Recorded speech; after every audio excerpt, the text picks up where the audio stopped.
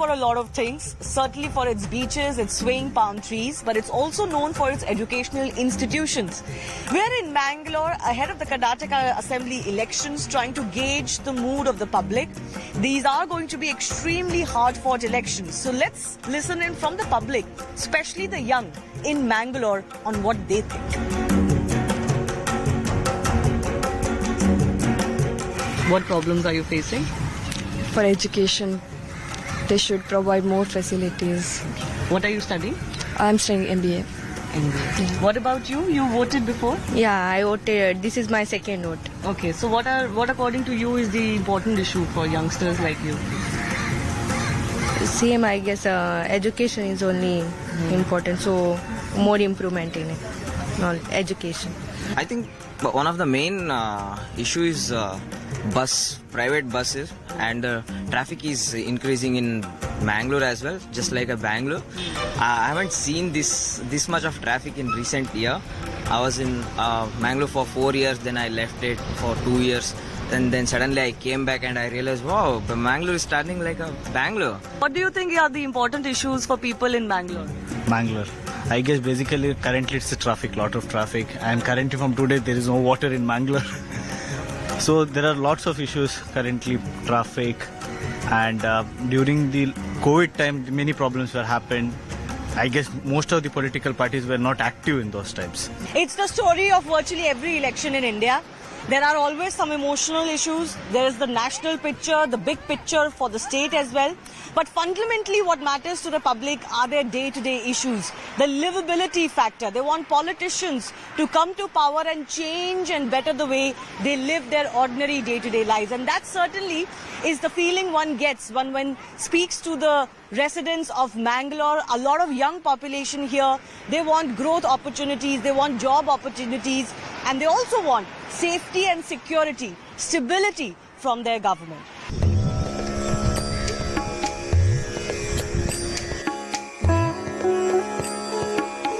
What are the issues that you think are the most important? Issues, I think we do not have drainage facility in our area. That is one thing more important, and there is no proper road. Everybody is talking about roads. Roads seem to be a big issue, and traffic and as well. Yeah, because the interior roads aren't proper this time. I mean, wherever we see, it is not there. We have loopholes in the, this potholes. Potholes, and it is not maintained properly. Only these highways are maintained properly. So that is, I think, the major issue. And drainage, another issue. And even this during the rain, it gets flooded everywhere. Religion doesn't matter for me. The other things, what they do for our area, that's more important. So recently there was this cooker blast that happened in Bangalore. Was that something you read about and heard about? Was that something that shocked you in any way? Yes, exactly. Because that was the first time I think I have heard something cooker blast and all. Yeah. Other than that, what are the issues that matter to you? Is it roads and drainage as well, like a lot of other people? Thankfully, we haven't faced anything like roads and all. It's okay, like we can travel. Even drainage, it is okay. So, is there a lot of disagreements between you friends as far as politics is concerned, or do you not talk about politics much? Politics, no, I'm not interested into that part. Whichever party come, there will be one or the other issue. Yeah. They will sort out certain issues, then the rest will be remaining. So there is nothing to talk about political party. Oh, so this is a very pragmatic approach. Every party is virtually the same, and somebody will come, somebody will go out of power, but they'll do some things, they will not do some things, right? Am I right? Yes. Overall, can I ask you a slightly leading question? Now, obviously, the BJP hasn't been in power for this term, and it feels like the Congress is giving them a very strong fight this time around. Do you think that there is time for change, or is there time for continuity? There might be continuity. I don't know. I'm not sure. No, nobody can be sure. But she's saying there might be continuity. What do you think? Time for change or no? Even I don't have any idea. Just have to wait and watch. That's all. I have no idea. Overall, how would you say? You're happy with the government that was in power for 5 years? Yeah, I'm happy.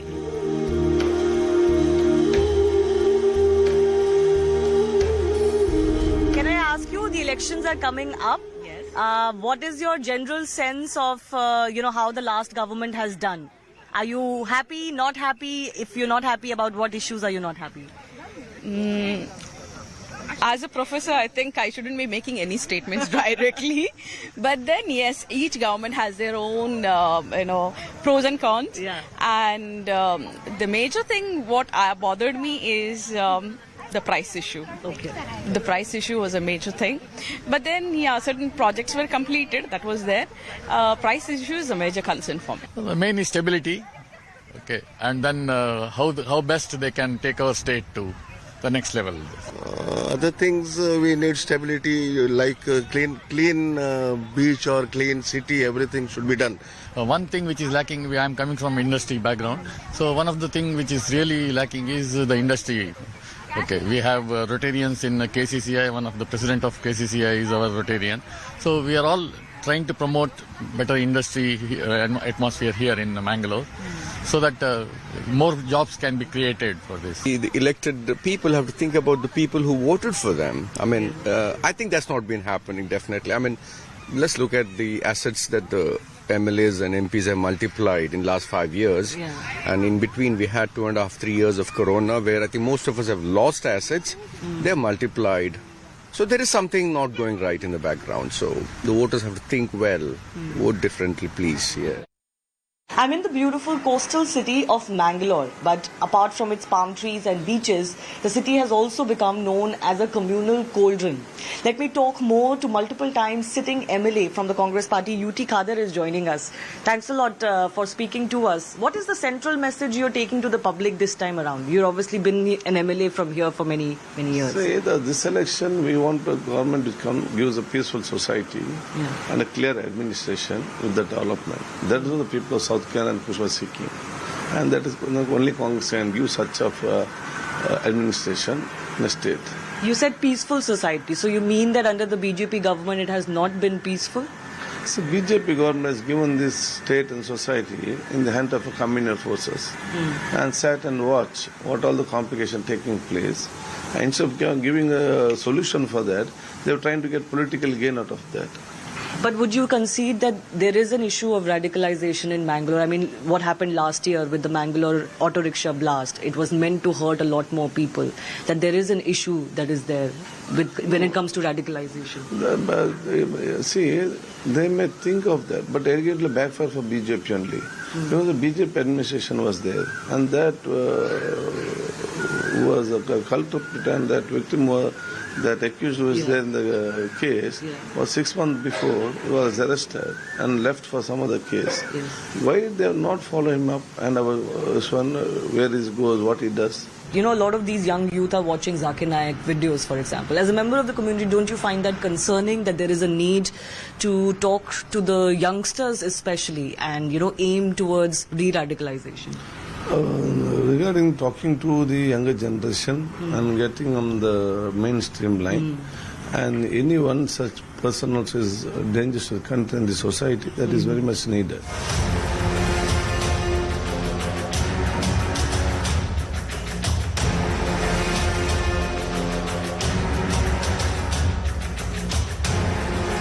This is the PU Girls College in Udupi, from where the entire hijab row first sprang.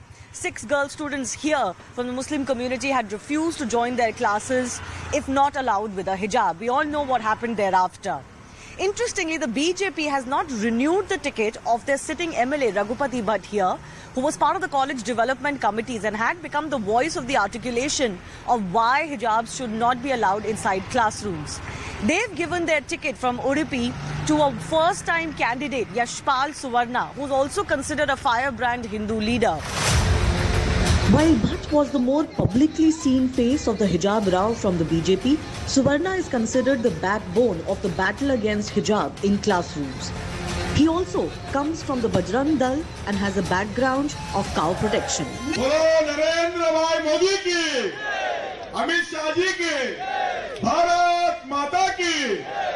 Hijab, it is not an issue. This hijab issue is created by some other anti-social element activity association like CFI and PFI. It was started in our college because I was the vice president of that college. So they started diverting the mind of the students by creating that issue. So that being a vice president of college, it is my duty to look after, to take care of the students, because the college is located in out of the city. But the students who come over there, they come from neighboring district of 5 districts of Udupi. So that it is my duty to look after, because if you come to know that college, if it is a government college also, the atmosphere, all the facilities you are getting here, compared to 10 like private college also. There is more than 1,200 students over there. If you speak to people here, even they are cagey about talking about the hijab row, but they will say that the fact that 6 protesting girls went up till the Supreme Court, that couldn't have happened on its own but for some underlying politics involved in it. आपका क्या view है कि हिजाब allowed होना चाहिए या नहीं होना चाहिए क्लासरूम में? नहीं, ये क्या बोलो तो मैनेजमेंट का पॉलिसी है. मैनेजमेंट ने कब हिजाब में सब बच्चे एक ही तरह बोलो तो ये ओनली लेडीज स्कूल है. ये हिजाब ये पॉलिटिक्स बैकिंग का इश्यू है. मतलब हिजाब को पॉलिटिक्स की वजह से पुश किया है. पॉलिटिक्स बोलो सम पर्सन बैकिंग, ये पॉलिटिक्स है इसका क्या है. अदरवाइज ये गवर्नमेंट स्कूल है. इधर का बच्ची लोग सुप्रीम कोर्ट तक जाना बोलो तो ये पॉलिटिक्स है, बात दूसरा कुछ भी नहीं. Udupi is one of those districts that the BJP swept, part of the coastal belt of Karnataka, where they're very confident of repeating their performance. In fact, between Bengaluru, Dakshin Kannada and Udupi, 13 seats the BJP swept all but one. Remains to be seen how the hijab row plays this time around as far as the election narrative is concerned, especially because it also was followed up by a ban on the PFI.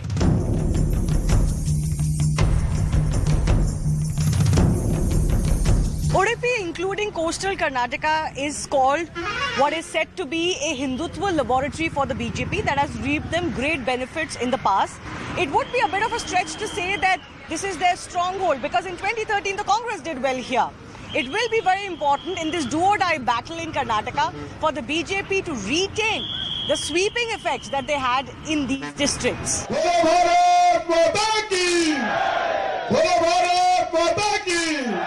Amit Shah ಅವರಿಗೆ ಭಾರತೀಯ ಜನತಾ ಪಾರ್ಟಿಗೆ नरेंद्र मोदी ಅವರಿಗೆ नृशंस हत्यारों ने प्रवीण नेट्टारू की हत्या की थी, पर जिस संगठन ने की थी वो संगठन पर मोदी सरकार ने पीएफआई पर बैन लगाकर आज पूरे कर्नाटक से पीएफआई के 92 एक्टिविस्टों को चुन चुन कर जेल की सलाखों के पीछे भेजने का काम ये भारतीय जनता पार्टी ने किया है. कांग्रेस पार्टी ने हमेशा वोट बैंक की राजनीति के कारण पीएफआई को ताकत देने का काम किया. जब उनकी सरकार आई, पीएफआई पर बने मुकदमों को ढीला करने का काम, वीक करने का काम सिद्धरामैया की कांग्रेस सरकार ने किया. यही फर्क है. उडुपी वालों, भारतीय जनता पार्टी और कांग्रेस पार्टी, हम किसी से नहीं डरते हैं. हमने पीएफआई पर बैन लगाकर दक्षिण भारत को सुरक्षित करने का काम किया.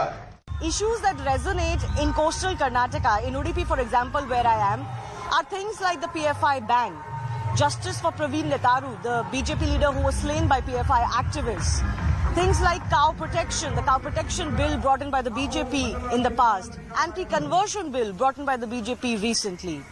Along with that, BJP leaders like Amit Shah, for example, make it a point to remind the public that against or versus their double-engine sarkar is going to be what they call a reverse sarkar of the Congress. A sarkar which they allege is going to take back some of the measures of the BJP government, like cow protection bill, anti-conversion bill. They're going to go back and bring back the Muslim reservation, which the BJP has scrapped. They're going to, BJP alleges, even go soft on the PFI. Double engine sarkar chahiye, reverse gear. On the campaign trail in coastal Karnataka and Udupi especially, I'm now joined by the new BJP candidate, Yashpal Swarna.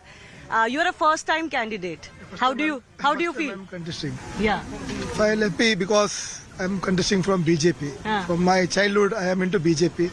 I was working for Sangaka Now I am into BJP. So BJP gave me an opportunity to contest from Udupi constituency. Many people are saying that this is a reward because you were the real architect or hero of the hijab row, of banning or not allowing hijabs inside PU colleges. It is a part of my life because I am into Hindutva, nationalism, and safeguarding Hindutva is my duty, being a Hindu. Congress believes or Congress says that, BJP doesn't stand for peace. They will give a peaceful government. By you, I mean BJP creates only violence and, I think hate. so. Congress does not know the meaning of peace. They are simply creating the issues and diverting the mind of the people and creating some other nonsense issues.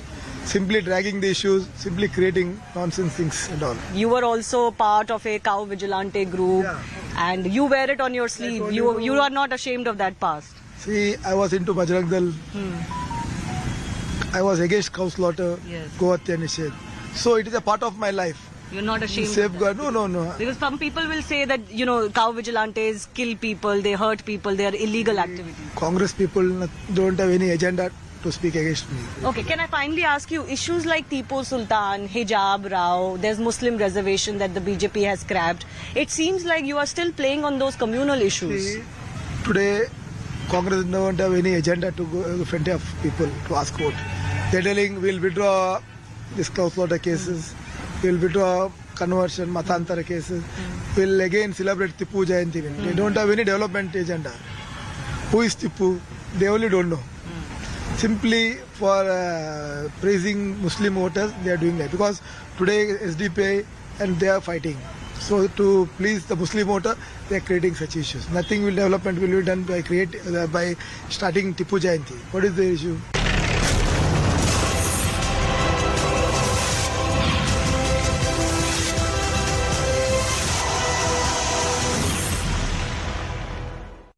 Will have an impact, a mega impact on the BJP's campaign trail ahead of the upcoming elections? Jury's still out on that, but I think the BJP realizes that their trump card, of course, happens to be the Prime Minister, which is why with just 2 days left to go for campaigning in the state, which ends on Monday, they're using the trump card as much as they can. And this is going to be 2 days of mega road show by the Prime Minister. Today, almost 26 kilometers through the heart of Bengaluru. Tomorrow, for a couple of hours, not going to be there. Early morning, around afternoon. From here, the Prime Minister, after a road show ends around 1:30, is actually going to be addressing 2 rallies in Bedami and the Hilluru areas. So clearly, the BJP realizes that the last few days, just as any political party does, the last few days becomes always very, very critical in deciding factor. So the Prime Minister's image, the talk about the double engine ki sarkar, that a party in power at the state is the same at the centre. It's easier to replicate the schemes of the government of the centre at the state level. That is a pitch of the Prime Minister. We can see those pictures, Anjali, of the Prime Minister going through a mega roadshow. There are people thanking him on both the sides. A large number of people, of course, who have turned up, party workers, people in Bengaluru. Today also happens to be a weekend. So that's why that day also has been carefully chosen so as not to inconvenience the people. And you can see those pictures, people are come here to gather as he passes through the most important heart of Bengaluru. He's going to go to a Jayanagar area. Then after that, he's going to culminate towards Malleshwaram area in Bengaluru as well. Also, Pallavi, even the Congress is not leaving any stone unturned, as former Congress President Sonia Gandhi will also be addressing a public meeting in Hubli. Can you tell us more about that? Well,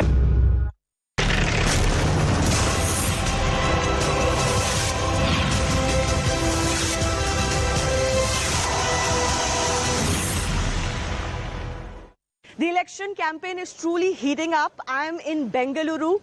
This is known as the IT and tech city, and who better to talk to than the sitting MoS of Information Technology and Electronics. Rajeev Chandrasekhar is joining us. Speaking of manifestos, there's a huge war that has erupted now. The BJP released its Sankalp Patra yesterday. The Congress has released its manifesto today. And they have, of course, promised that along with organizations like the PFI, that the BJP at the center has banned, they will ban organizations like the Bajrang Dal, which are, of course, I would say affiliated to the BJP or the larger Sangh Parivar. Yes. Your comments on that? I think it's particularly astonishing that the Congress would reveal their commitment to appeasement politics in such a brazen manner, where they would equate a known banned terrorist organization like the PFI, which is known for its violence, its bomb making, and equate it to Bajrang Dal just because they want to appease the particular community. Okay, let me compare the PFI and the Bajrang Dal then. Sure. Obviously, you find the PFI problematic. Yes, there have been very, very serious cases against them and links with terror also emerging. But the Congress believes that Bajrang Dal is also equally problematic. What they stand for, what they do is equally problematic. So what's wrong? I don't think if it's they do about. so? Look, Shivani, this is exactly the difference between Congress's political rhetoric and appeasement and how we approach things. We don't find PFI problematic. The people who are victims of terror, people who are victims of pressure cooker bombs, people who have lost lives, limbs to PFI's activists, PFI's people and goons, they find it problematic. To try and conflate or equate a terrorist organization with an organization like Bajrang Dal is just so far out. There's a Kannada saying, Ade Raga, Ade Hadu, the same old raga, the same old song. Let me come to Bengaluru now. You're, of course, the Minister of IT and Tech. So I want to ask you, Bengaluru's reputation and pride as the premier IT city and a cosmopolitan global city has taken a bit of a battering in the last few years. Unfortunately, this time when we got the opportunity, we got it first of all 3.5 years only. 1.5 years the Congress and JDS grabbed power. In those 3.5 years, we were faced with the biggest challenges that we had to deal with, which is COVID, protecting lives, delivering vaccines, delivering ration to all of the people of Bengaluru.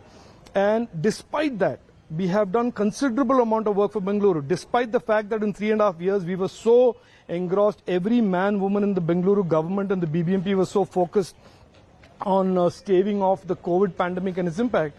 So our vision for Bengaluru is very clear. We think Bengaluru, and our Prime Minister has said this very, very emphatically and clearly, that we believe Bengaluru has to be a modern city. It has to continue to be the beacon of entrepreneurship, innovation, Startups, as well as you promised in your startups, as well as maintaining and protecting the cultural heritage of this beautiful, proud city. Bengaluru is known for its very old, unpretentious and very loved eateries. So as we try to catch the pulse of the public ahead of the Karnataka elections in Bengaluru, let's try and gauge their mood as we also savor some lovely idlis.